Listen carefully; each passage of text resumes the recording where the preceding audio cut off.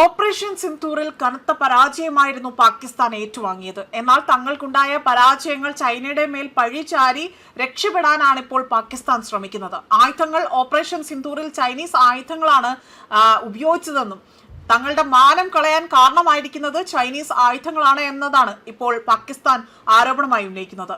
ഇനി മുതൽ ചൈനയെ ഉപേക്ഷിച്ചുകൊണ്ട് തുർക്കിയുടെ ആയുധങ്ങൾ മതി എന്നതാണ് ഇവിടെ പാകിസ്ഥാൻ പറയുന്നത്. വാങ്ങുന്നത് 5ാം തലമുറ യുദ്ധവിമാനങ്ങളായിരിക്കും. ഇതോടുകൂടി തന്നെ തുർക്കിയുമായി കൂടുതൽ അടുക്കാനുള്ള ശ്രമമാണ് നടത്തിവരുന്നത്. ചൈനയെ മറികടന്നുകൊണ്ട് തുർക്കിയിലേക്ക് പാകിസ്ഥാന്റെ വമ്പൻ നീക്കമാണ് ഉണ്ടായിരിക്കുന്നത്. ചരിത്രത്തിലെ തന്നെ ഏറ്റവും വലിയ പ്രതിരോധ കരാറിലേക്കാണോ ഇത് നീങ്ങുന്നത് എന്നതാണ് ഇപ്പോൾ ലോകം ആശങ്കയോടുകൂടി തന്നെ ഉറ്റുനോക്കുന്നതും.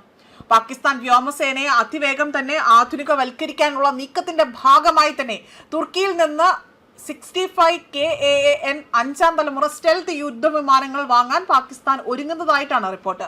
തുർക്കി പ്രതിരോധ മന്ത്രാലയവുമായി അടുത്ത വൃത്തങ്ങളാണ് ഇക്കാര്യങ്ങൾ പുറത്തുവിട്ടിരിക്കുന്നത്. ഔദ്യോഗിക സ്ഥിരീകരണം വന്നാൽ ഇത് പാകിസ്ഥാന്റെ ചരിത്രത്തിലെ തന്നെ ഏറ്റവും വലിയ പ്രതിരോധ ഇടപാടുകളിൽ ഒന്നായി തന്നെ മാറും.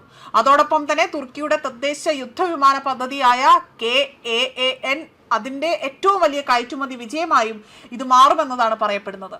മുൻപ് TFX അല്ലെങ്കിൽ MMU പ്രോഗ്രാം എന്നറിയപ്പെട്ടിരുന്ന KAAN ആകട്ടെ തുർക്കി സ്വരാജ്യവുമായി തന്നെ വികസിപ്പിച്ച 5ാം തലമുറ സ്റ്റെൽത്ത് യുദ്ധവിമാനമാണിത്. ആധുനിക വ്യോമ മേധാവിത്വ ദൗത്യങ്ങൾക്കായി തന്നെ രൂപകൽപ്പന ചെയ്തിരിക്കുന്ന ഈ യുദ്ധവിമാനത്തിൽ അത്യാധുനിക സ്റ്റെൽത്ത് സാങ്കേതിക വിദ്യ, നൂതന ഏവിയോണിക്സ് സംവിധാനങ്ങൾ, ശക്തമായ എഞ്ചിനുകൾ എന്നിവ ഉൾപ്പെട്ടിട്ടുണ്ട്. ചൈനയുമായി ദീർഘകാല പ്രതിരോധ സഹകരണം തുടരുന്നതിനിടയിലാണ് പാകിസ്ഥാൻ ഇപ്പോൾ തുർക്കിയിലേക്കുള്ള വൻ നീക്കം നടത്തുന്നത് എന്നതാണ് ആഗോള പ്രതിരോധ രംഗത്തെ വലിയ ചർച്ചാവിഷയമായി മാറിയിരിക്കുന്നത്. ഈ പദ്ധതി തുർക്കിയെ സംബന്ധിച്ചിടത്തോളം വളരെ പ്രധാനപ്പെട്ടതാണ്. കൂടാതെ തന്നെ ആഭ്യന്തര എയ്റോസ്പേസ് വ്യവസായം ശക്തിപ്പെടുത്തുന്നതിനും ഇത് വഴി തുറക്കുമെന്ന് തന്നെയാണ് കരുതപ്പെടുന്നത്. നിരവധി പ്രതിരോധ പദ്ധതികളിൽ പാകിസ്ഥാൻ ഇതിനോടകം തന്നെ തുർക്കിയുമായി സഹകരിക്കുന്നുണ്ട്. അതുപോലെ JF-17 യുദ്ധവിമാന പദ്ധതിയിലും ഇരു രാജ്യങ്ങളും ഒരുമിച്ച് പ്രവർത്തിച്ചിട്ടുണ്ട്.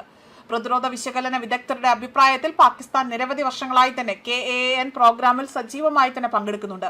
പദ്ധതിയുടെ വികസനത്തിന് പാകിസ്ഥാൻ എഞ്ചിനീയർമാർ അവിടെ സംഭാവന നൽകിയിട്ടുണ്ട് എന്നും ഇരു രാജ്യങ്ങളും തമ്മിൽ സംയുക്ത ഉൽപാദന സൗകര്യം സ്ഥാപിക്കുന്നതിനുള്ള ചർച്ചകൾ നടക്കുന്നുണ്ട് എന്നതാണ് റിപ്പോർട്ട്. പാകിസ്ഥാൻ ഇതുവരെ പ്രധാനമായും ചൈനീസ് യുദ്ധവിമാനങ്ങളെയാണ് ആശ്രയിച്ചിരുന്നത്. എന്നാൽ ഇപ്പോൾ തുർക്കിയുമായി കൂടുതൽ തന്ത്രപ്രധാന സൈനിക സഹകരണം ശക്തമാക്കുന്നത് മേഖലയിൽ പുതിയ പ്രതിരോധ സമവാക്യങ്ങൾക്ക് വഴിയെ ഒരുക്കും എന്നാണ് വിലയിരുത്തപ്പെടുന്നത്. അതേപോലെ തന്നെ അടുത്തിടെ ഉണ്ടായിരിക്കുന്ന ഈ ഒരു നീക്കം, അതായത് തുർക്കിയും പാകിസ്ഥാനും തമ്മിലുള്ള പ്രതിരോധ ബന്ധം കൂടുതൽ ശക്തമാവുകയാണ്. ഡ്രോൺ സാങ്കേതിക വിദ്യ, നാവിക സഹകരണം, സൈനിക പരിശീലനം എന്നിവയിലും ഇരു രാജ്യങ്ങളും സഹകരണം വർദ്ധിപ്പിച്ചിരുന്നു. KAAN കരാർ യാഥാർത്ഥ്യമായാൽ അത് ദക്ഷിണേഷ്യയിലും അതുപോലെ പശ്ചിമേഷ്യയിലെയും സൈനിക ശക്തി സമവാക്യങ്ങളിൽ വലിയ സ്വാധീനം ചെലുത്താനും സാധ്യതയുണ്ട്. ആഗോള പ്രതിരോധ രംഗത്ത് അമേരിക്ക, ചൈന, റഷ്യ എന്നീ ശക്തി കേന്ദ്രങ്ങൾക്കൊപ്പം തന്നെ തുർക്കിയും സ്വന്തം ആയുധ നിർമ്മാണ ശേഷി ലോകത്തിന് മുന്നിൽ അവതരിപ്പിക്കുന്ന ഘട്ടത്തിലാണ് ഈ നിർണായക നീക്കം ഉണ്ടായിരിക്കുന്നത് എന്നതാണ് ശ്രദ്ധേയമായിരിക്കുന്നത്. ന്യൂസ് ഡെസ്ക് കർമ്മ ന്യൂസ്.